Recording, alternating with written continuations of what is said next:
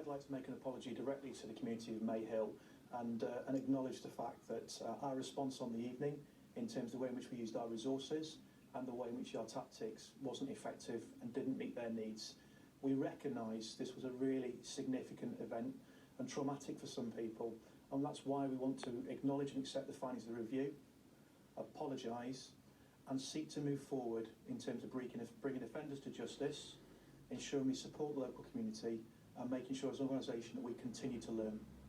I understand why you would say you want to move forward, and I'm sure we'll get on to talking about things which you are putting in place, but let's talk about some of the strong wording in the review. Significant failings in police command, tactics, communication.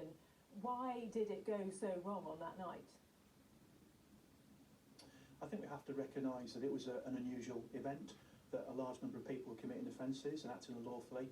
There was a lot of confusion in terms of information, and that information wasn't processed appropriately, and the tactics we put in place were not as strong and as effective as they should have been, and that's the reason why we're apologising. There's much learning from that, and we want to focus now in terms of making sure we catch that learning so we can prevent this ever happening in the future.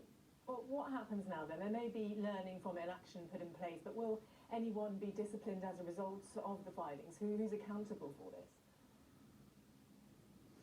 So there were many people involved on the night, and a lot of decisions were made, a lot of actions were sort of carried out to deliver over the response that we did. No one individual is responsible for what took place on the night. We have actually reviewed all the actions through our professional standards team and also made contact with the Independent Office of Police Complaints. And at this time, our findings are that we should be focusing on the learning and ensuring that we train, support and guide people to make the right decisions in the future. And what about practical steps to rebuild trust with those people in the community?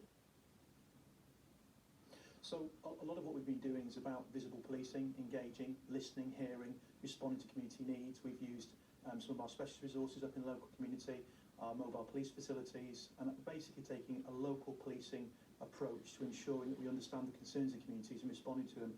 The public are telling us they want to move on from this. It's absolutely right that we apologise, but what we need to focus on is making sure that we deal with and address with any tensions and concerns, and that we actually focus on making sure that we're supporting the community of Mayhill.